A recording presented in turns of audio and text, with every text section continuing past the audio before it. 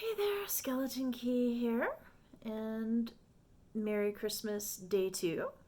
This is the second day of Christmas, so you get the February tone poem.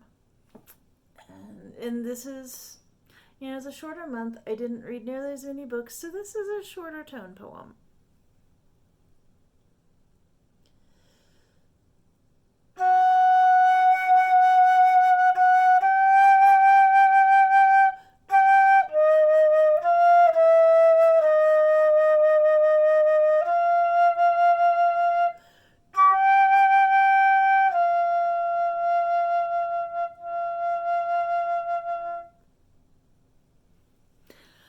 There you go. Yeah, so these are proving to be pretty dang weird.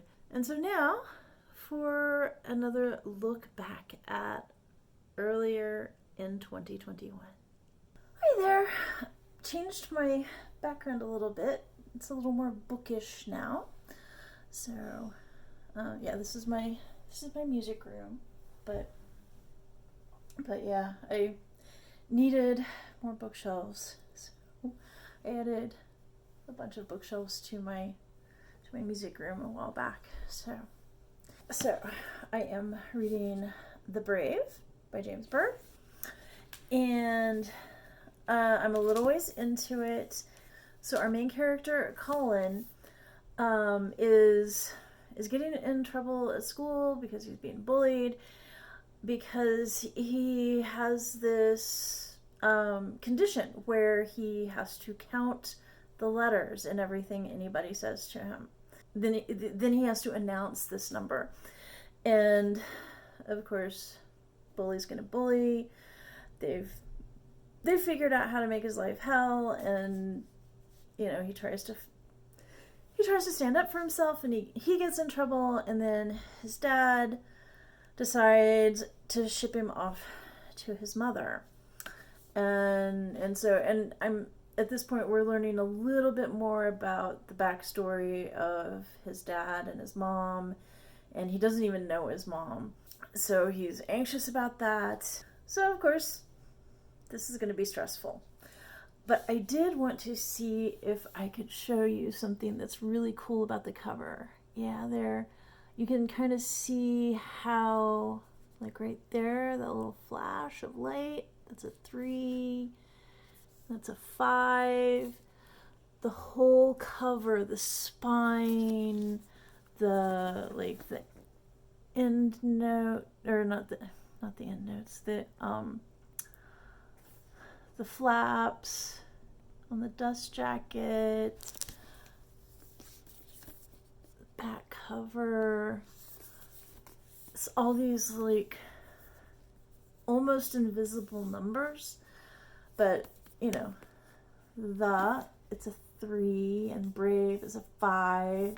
So whoever designed the cover actually went through and counted the letters to add those numbers, and I just thought that was really, really cool. And that's not the only cool thing about this book's design, and I'm not going to tell you the other thing. It's a secret, and I've just found it, and I found it pretty quick, but just pay attention, and maybe you'll catch it too. And I'm very much looking forward to seeing what happens with Colin and his mother and the numbers. So I had to take a little bit of a break from middle grade March to focus on some book club books, but I am back to reading The Brave now. Right now I am in the parking lot at the hospital because my husband is getting his first dose of the vaccine. So yay! But of course I couldn't go in with him, so here I am waiting. Okay, a little bit of a check-in. Yeah, it's been a while since I checked in on middle grade March.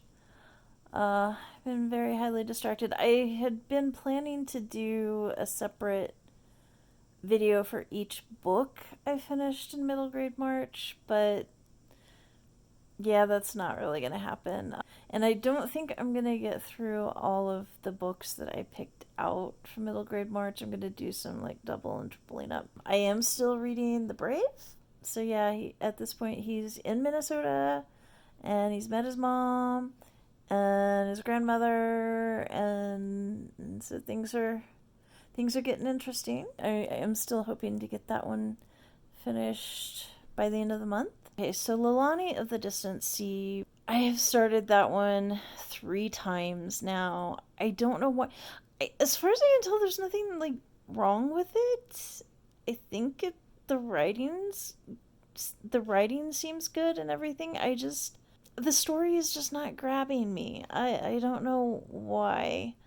I'm more than halfway through it now, and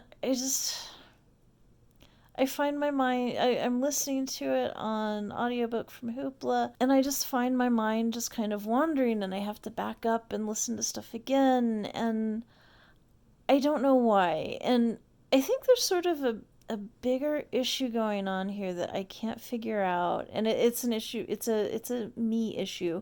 In one of my book clubs recently, we read The Book of Lost Things by John Connolly, and that has a lot of fairy tale retelling stuff in it, and it didn't work for me.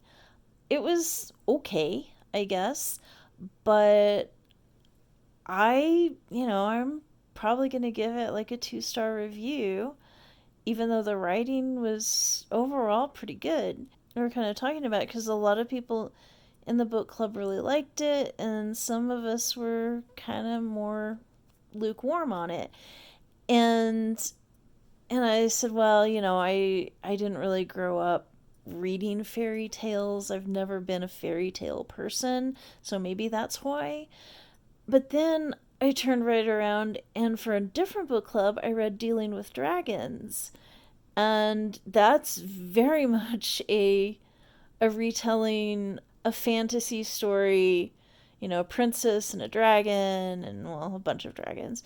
And there are so many allusions to fairy tales, but I don't know, it just put these little twists in there that I found very amusing and very clever. And I mean, I enjoyed the heck out of that book.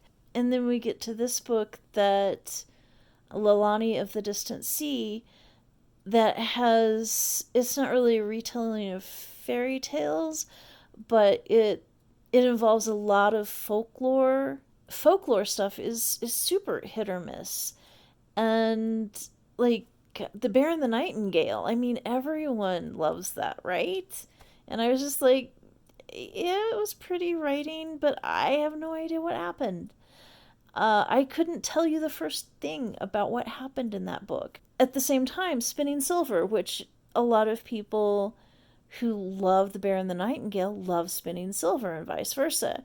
And The Bear and the Nightingale didn't do anything for me, but I loved Spinning Silver. So I don't know what it is. Is it my fault? Is there something specific in some of these books that appeals to me or doesn't appeal to me?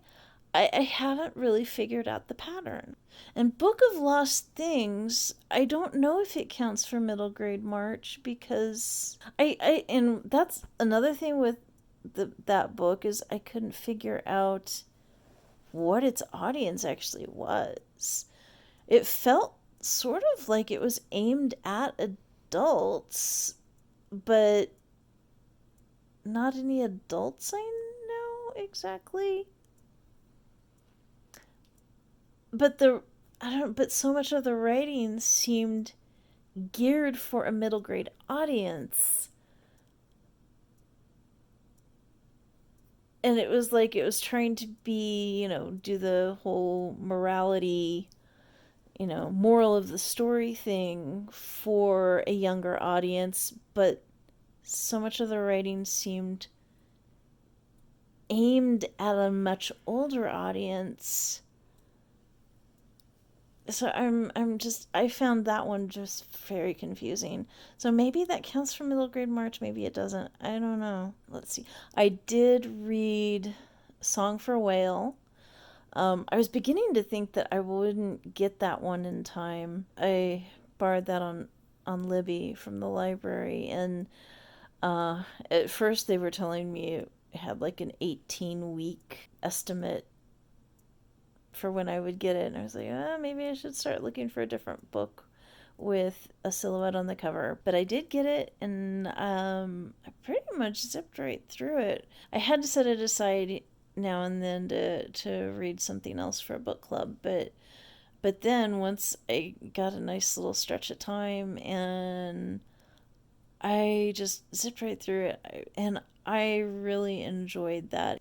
So the protagonist was this deaf girl. One of the reasons I was really excited about reading this book was because I thought it would fit a prompt for, I think it was the Read Harder Challenge, to read a book, a children's book that centered a disabled protagonist without centering the protagonist's disability.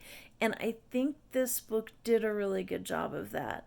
There was a lot of discussion about her deafness and accommodations at school and things like that. And she's capital D deaf. So how that affected interpersonal relationships. But that was just kind of background for the real story, which was about her discovering, or her learning about the existence of this young whale who, and the scientists in the story didn't think he was deaf, but he did. His whale song was at a higher frequency than all the other whales, and they couldn't understand him. So there was this greater theme of communication, and also making room for people trying and not being perfect in their communication. And so she has this goal of communicating, of coming up with a way to communicate with this whale to let him know that he's not alone in the world. I feel like the larger themes of the story really did make her disability more contextual than anything. It wasn't like inspiration porn or anything like that. So I think this was a really, really good book. So I'm grateful to Krista for recommending that one. And that one, so I'm counting that one for, I have a feeling I'm going to have to count that one for the adventure one, and it also counts for the family elements, because her family relationships are also very important to the story, especially her grandmother and her parents, and yeah, that definitely comes through. So this one counts for several of the prompts that I can tick off now for middle grade March. I still want to read The Mouse and the Motorcycle or Beezus and Ramona. As you have no doubt already heard by now, Beverly Cleary passed away this week, and I mean, she was 104. She'd led a really nice, long, good life, and I'm still really, really not okay with her dying. It's heartbreaking that she's gone. So yeah, I definitely want to reread one of her books in her honor.